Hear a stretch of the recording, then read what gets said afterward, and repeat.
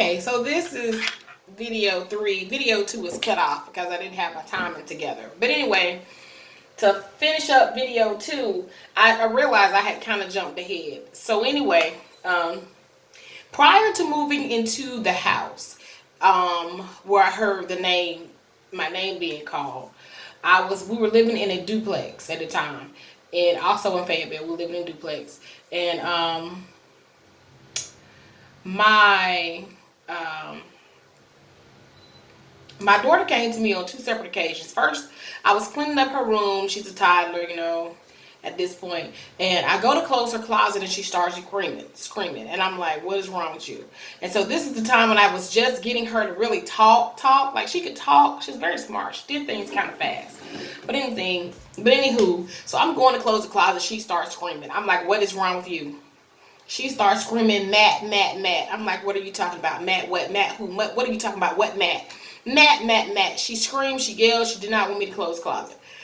So, being the parent, I closed the closet anyway, because I'm cleaning up.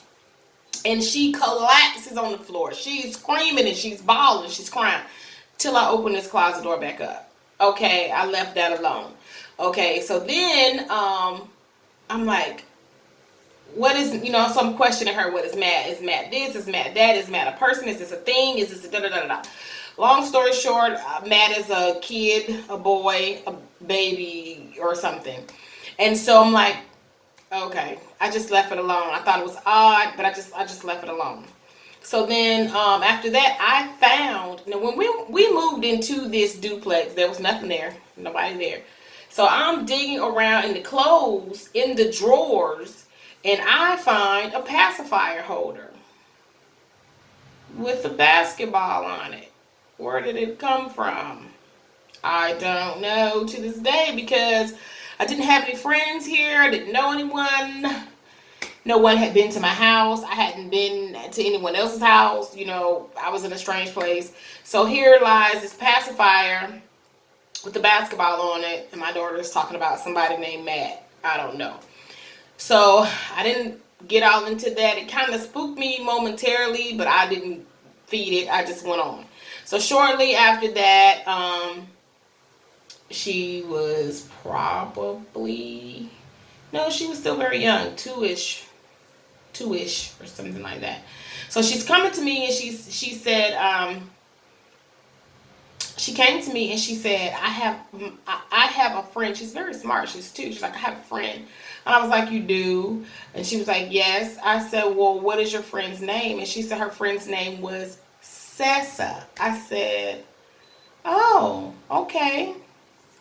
So, okay. So I'm thinking, okay, now she has an imaginary friend. Lord, my child needs some friends. She needs somebody to play with. So shortly after this, I would say something to her, and kind of like the stuff you see on these freaky movies. She's like, I told her to eat her food or something, and she says to me, Sessa's mommy doesn't make her eat her food, or something like that. I said, well, your mommy will spank your ass, so you need to eat your food. And that's between Sessa and her mommy, just going on and on. But then she came to me one day and she said, well, Sessa killed her mommy. She's 2 years old. Where did she get that? So at this point, it's time for me to start checking Sessa. Okay, we got to get rid of whatever this is. And so that happened. And so same apartment, same duplex. Again, it's early in the morning. I was in the bed, and just like before at my parents' house, I felt this pressure again. And I'm just like, okay, so now I'm feeling this pressure, and I can't move, and I can't talk. And so I'm kind of panicky, but what can you do? You can't move, you can't talk. Again, my husband, he was military, he was gone to work already. And so I'm like, okay. So I do what I know, and that's to pray. And that's what I started doing. Mind you, I am praying. This is whatever is going on, this entity, this spirit, whatever it was, did not like that. Okay? Did not like it at all. So I feel my arm. I feel a grip come down on my arm. Very firm grip on both of my arms. Okay, again, I sleep on my stomach, so I'm face down. So I feel this grip on both of my arms.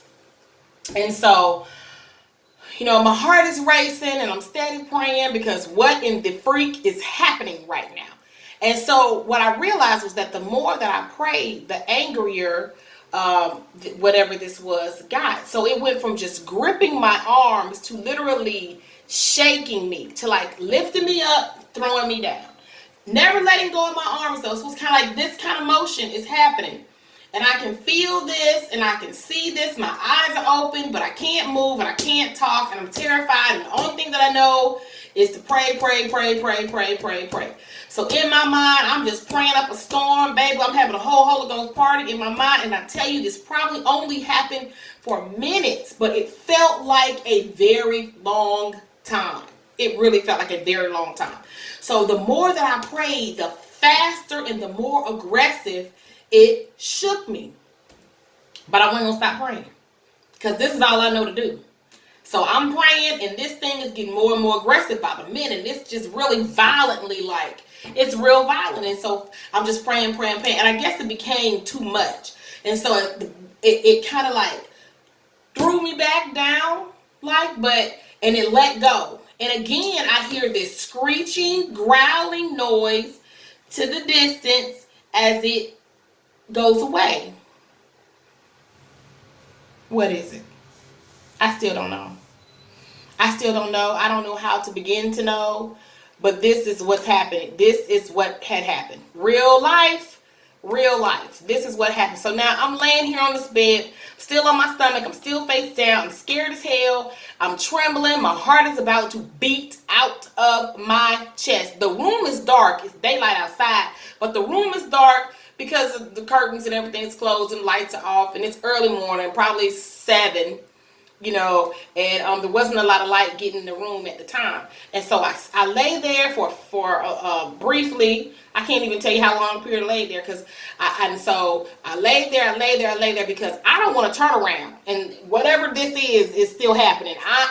So I lay there and I continue to pray. And my eyes are open, but I'm really kind of terrified to look around at this point.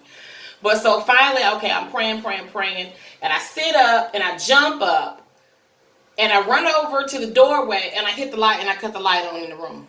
Of course, there's nothing in the room, no one in the room but me. And so then I take off, I jet to my daughter's room, which is right across the hallway. And I run in there and she's sleeping like a rock, knocked out cold.